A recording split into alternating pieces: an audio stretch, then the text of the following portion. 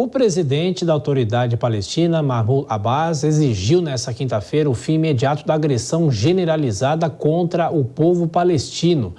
Ele lidera a Autoridade Palestina, com sede na Cisjordânia, e pertence ao Fatah, o movimento político fundado pelo já falecido Yasser Arafat. Em meio à guerra que eclodiu entre Israel e Hamas, Mahmoud Abbas rejeitou em um comunicado as práticas que levam à morte de civis ou a abusos contra eles, de ambos os lados. Segundo ele, essas ações contradizem a moral, a religião e o direito internacional.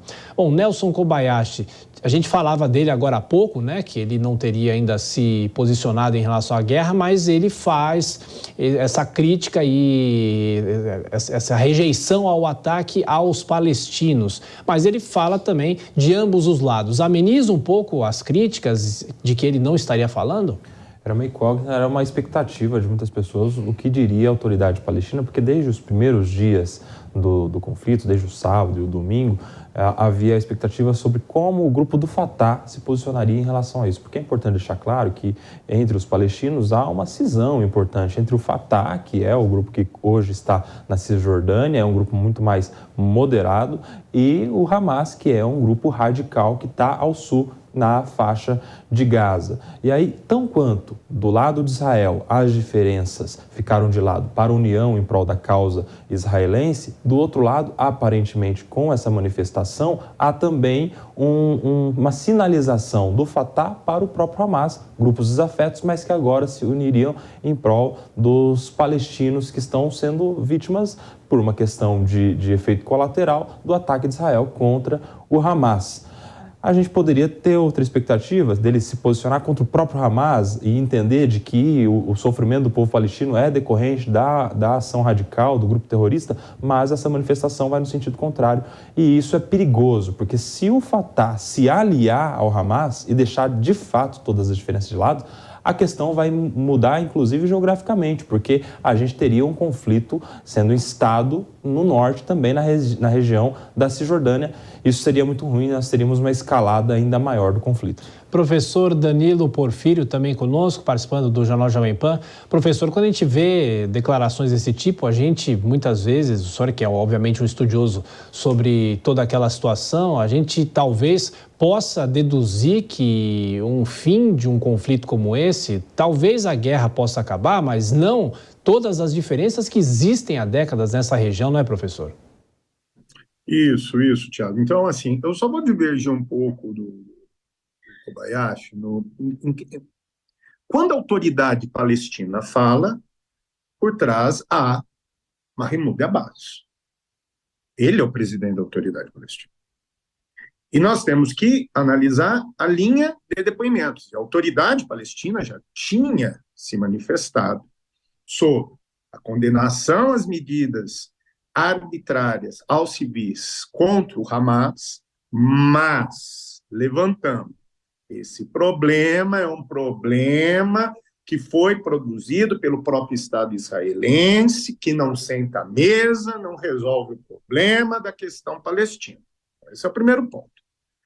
Agora, ele enfatiza uma situação onde eu não vejo um diálogo de aproximação com o Hamas, mas uma chamada de atenção, uma tentativa de busca de atenção do povo palestino de uma forma geral, inclusive em Gaza, sobre o quê? A legitimidade política do Al-Fatah nessa relação. Então, o Hamas tem posicionamentos tradicionalmente contrários ao Al-Fatah. Nesse momento de crise, é sim oportunidade para a autoridade palestina, sob gestão do Al-Fatah, cujo presidente é Mahmoud Abbas, de o quê?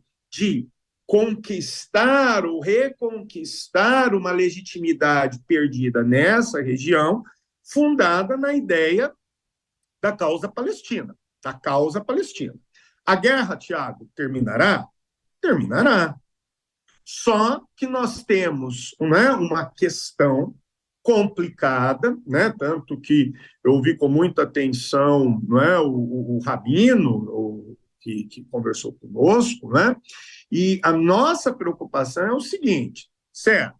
Desde a Guerra da Independência de Israel, os palestinos que nunca, que nunca teriam concordado, nem sequer com a divisão do território, um verdadeiro tabuleiro de xadrez, entre israelenses, judeus israelenses e palestinos, nunca concordaram, entraram numa guerra apoiados pelos países vizinhos, Jordânia, Egito, Síria, que faziam na época parte daquilo que nós vamos chamar no pan-arabismo de União Árabe.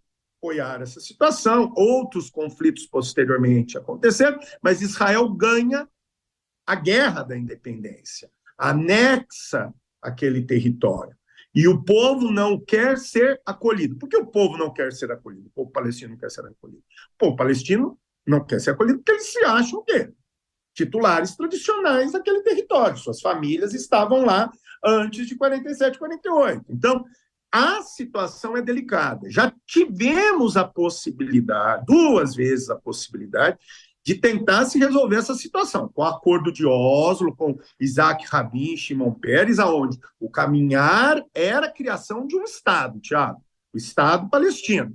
E nós vamos lembrar que, nos anos 2000, no governo Ehud Barak, quase o Estado palestino sai. Só não saiu, lá, temos que também o quê? Dizer, por culpa do Yasser Arafat, que se recusou ao quê? A aceitar aquele acordo, que ele queria que Jerusalém fosse inexoravelmente capital do quê? Do Estado palestino. E os judeus os israelenses, melhor dizendo, reconhecem que Jerusalém é a capital o quê? Histórica, tradicional de Israel, e não Tel Aviv. Tel Aviv é uma capital administrativa, não saiu. E aí o drama se perpetua.